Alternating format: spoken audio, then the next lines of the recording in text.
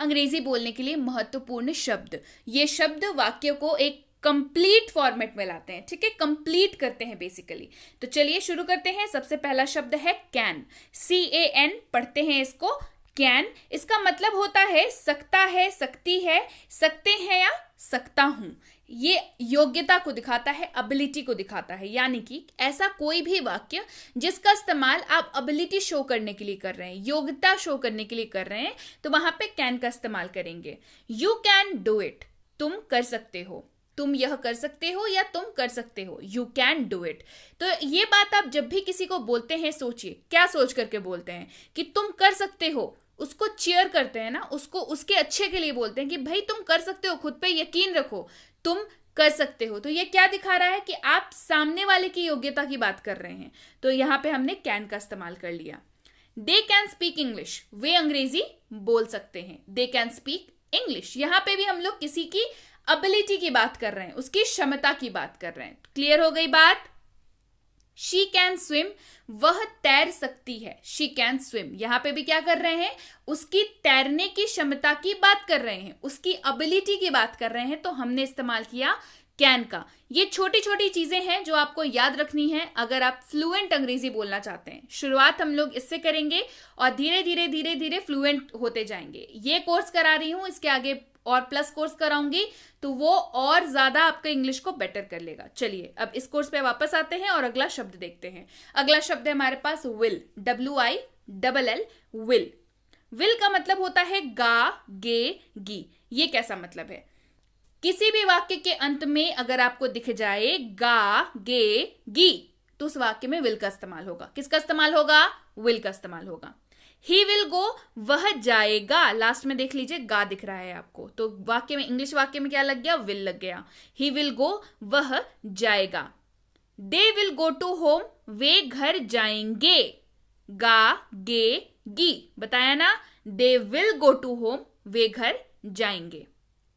अगला शब्द है हमारे पास मे, MAY, पढ़ते हैं इसको मे। मतलब क्या होता है जान लीजिए, मतलब होता है सकता है, सकती है, सकता हूं या सकते हैं। इसका इस्तेमाल भी इन्हीं शब्दों के लिए करेंगे। लेकिन वाक्य कैसा होना चाहिए, वाक्य होना चाहिए ऐसा दर्शाता हुआ जो संभावना दिखा रहा है, अनुमति दिखा रहा है या अनुरोध करता हुआ वाक्य होना चाहिए। कैसा, रिक्वेस्ट, परमिशन मांगने वाला वाक्य होना चाहिए। एग्जाम्पल से बेहतर समझ आएगा। देखिए, ही मे गो, वह जा सकता है, आप श्योर नहीं है। देखिए जैसे ही आप बोलते हैं ना ही मे गो, तो आप श्योर नहीं है कि वो जाएगा या नहीं जाएगा, आप जा सकता है का इस्तेमाल कर रहे हैं। हिंदी पे ध्यान दीजिए तो आपको इंग्लिश करने में बेहतर सहूलियत महसूस होगी। वह जा सकता है, तो आप जब भी हिंदी में वह जा सकता है, वो ये कर सकता है, ठीक है, आप जब भी आप अनुमान लगा रहे हैं तो यहां पे आप कंफर्म नहीं बोल सकते हैं कि वो जा सकता है, कंफर्म नहीं बोल रहे हैं। ही मे गो, जब कंफर्म नहीं बोल रहे हैं तो ही मे गो, अंग्रेजी में लगा दिए मे, इस्तेमाल कर रहे हैं मे का। वी मे बी लेट, हमें देर हो सकती है, श्योर नहीं है आप, हो सकता है आप वक्त पे पहुंच जाएं, आप श्योर नहीं है। वी मे बी लेट, हमें देर हो सकती है, वी मे बी लेट। मे आई कम इन, क्या मैं अंदर आ सकता हूं, परमिशन मांग रहे हैं। मे आई कम इन, क्या मैं अंदर आ सकता हूं। बढ़ते हैं आगे। अगला शब्द है मस्ट, MUST, पढ़ते हैं इसको मस्ट। मस्ट का मतलब होता है अवश्य चाहिए या जरूर चाहिए। मस्ट का मतलब क्या होता है, अवश्य चाहिए या जरूर चाहिए। इस्तेमाल देखिए, ही मस्ट गो, उसे अवश्य जाना चाहिए, ही मस्ट गो।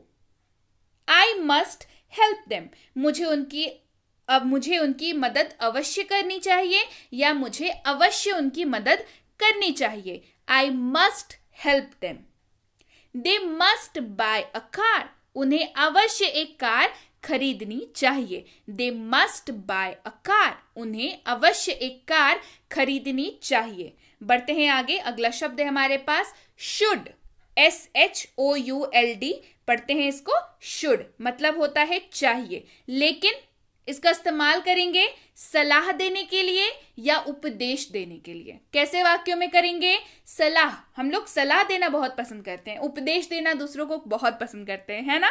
तो वैसे शब्दों को, वैसे वाक्यों को अंग्रेजी में बोलने के लिए कृपया शुड का इस्तेमाल करें। उपदेश दें, बेशक दें, सलाह भी दें, लेकिन उसमें इस्तेमाल करेंगे शुड का। चलिए एग्जाम्पल देखते हैं। उसे जल्दी उठना चाहिए, he should wake up early. ये क्या है? एक सलाह है ना? और दूसरी भाषा में कहें तो उपदेश है। उसे जल्दी उठना चाहिए, सलाह कह लीजिए, उपदेश कह लीजिए, एक ही बात है। He should wake up early, ये क्या है? आप किसी को ऑर्डर नहीं दे रहे हैं, समझने वाली बात है। आप किसी को ऑर्डर नहीं दे रहे कि सुबह जल्दी उठो, ऐसा तो नहीं बोल रहे हैं हम लोग उनको सलाह दे रहे हैं कि सुबह जल्दी उठना चाहिए। क्या कर रहे हैं? एक रिक्वेस्ट फॉर्मेट में है कि अरे सुबह जल्दी उठना चाहिए, सलाह दे रहे हैं। He should wake up early. बढ़ते हैं आगे। हमें विनम्र होना चाहिए, इसकी भी आप सलाह दे सकते हैं लोगों को। आप जबरदस्ती विनम्र करा नहीं सकते हैं लोगों को, आप सलाह दे सकते हैं। हमें विनम्र होना चाहिए, वी शुड बी पोलाइट। हमें विनम्र होना चाहिए, वी शुड बी पोलाइट। उन्हें कड़ी मेहनत करनी चाहिए, दे शुड वर्क हार्ड। यहां पे भी आप क्या कर रहे हैं? सलाह दे रहे हैं कि भाई कड़ी मेहनत करनी चाहिए, दे शुड वर्क हार्ड। बढ़ते हैं आगे। अगला शब्द है वुड, WOULD। पढ़ते हैं इसको वुड। मतलब जान लेते हैं। मतलब होगा गा, गे, गी, किसी भी वाक्य के अंत में अगर दिख जाए तो उसमें वुड लगेगा। लेकिन कब? वाक्य कैसा होगा कि वुड लगेगा? जब वाक्य संदेहजनक या संभावना जताने वाला होगा तब ही वुड लगेगा। भविष्य में कहे जाने वाले, भविष्य में परंतु कहे जाने वाले वाक्यों में, मतलब अभी भविष्य के बारे में कह रहे हैं, अभी कह रहे हैं ना, संदेह या संभावना जताते हुए। एग्जाम्पल देखिए।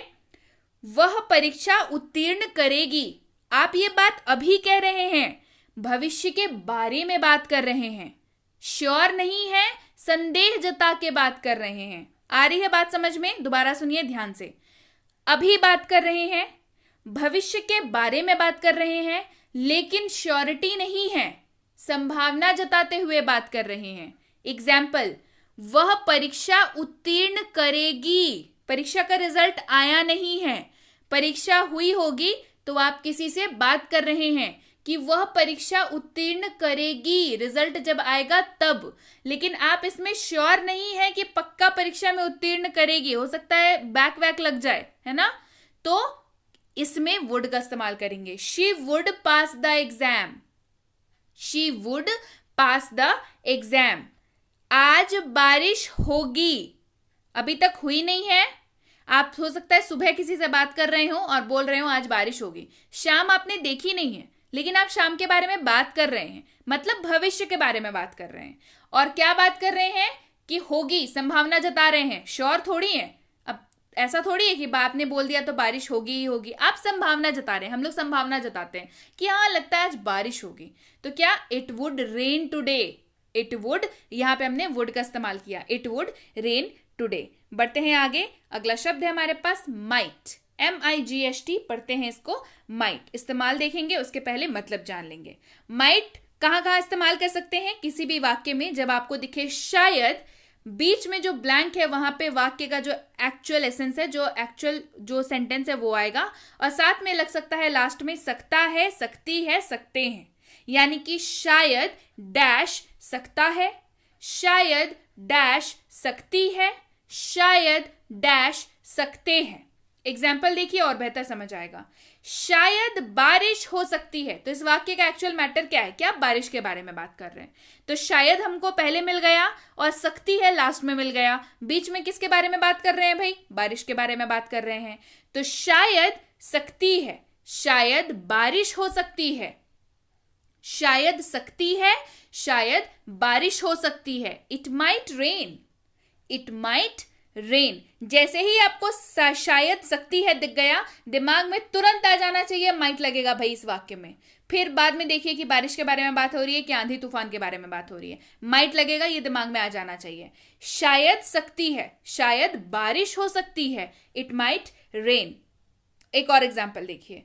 वह शायद सकता है, जा सकता है, वह शायद जा सकता है। तो शायद और सकता है दिख गया, क्या लगेगा? माइट लगेगा। ही माइट गो, वह शायद जा सकता है, ही माइट गो।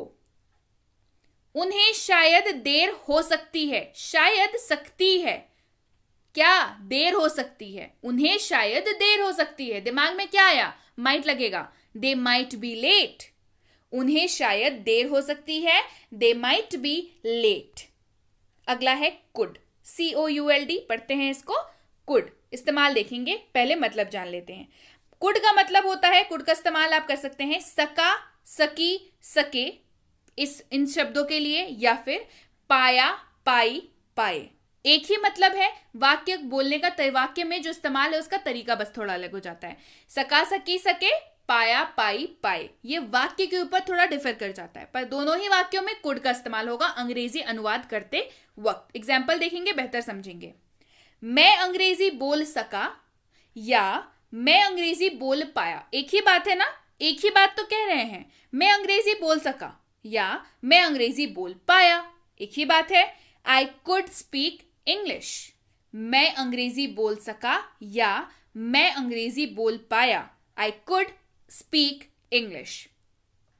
वह नहीं जा सका, वह नहीं जा पाया, ही कुड नॉट गो, वह नहीं जा सका, वह नहीं जा पाया, ही कुड नॉट गो। वे पढ़ाई नहीं कर सके या वे पढ़ाई नहीं कर पाए, दे कुड नॉट स्टडी, वे पढ़ाई नहीं कर सके या वे पढ़ाई नहीं कर पाए, they could not study. Clear हो गई बात। अगला है शैल। शैल का मतलब भी गा, गे, गी होता है। वाक्य के अंत में कहीं पे भी अगर आपको दिखे तो इस्तेमाल करेंगे, लेकिन क्या इस्तेमाल वाकई करेंगे? अब शैल का इस्तेमाल व्यवहारिक तौर पर स्पोकन इंग्लिश में नहीं होता है। मुझे कमेंट सेक्शन में बच्चे पूछते हैं कि मैम शैल का इस्तेमाल बताओ, शैल का इस्तेमाल बताओ। व्हाट्सएप पे मैसेज आता है कि मैम शैल का इस्तेमाल बताओ। तो भाई लीजिए, मैं ऐसे अपने बहुत सारे क्लासेस में बता चुकी हूं, पर इसमें भी आप जान लीजिए शैल का इस्तेमाल, ध्यान से सुनिएगा, शैल का इस्तेमाल व्यवहारिक तौर पर अब स्पोकन इंग्लिश में नहीं किया जाता है। क्लियर हो गई बात। शैल का इस्तेमाल व्यवहारिक तौर पर स्पोकन इंग्लिश में अब नहीं किया जाता है। ध्यान रहेगी बात हमेशा। चलिए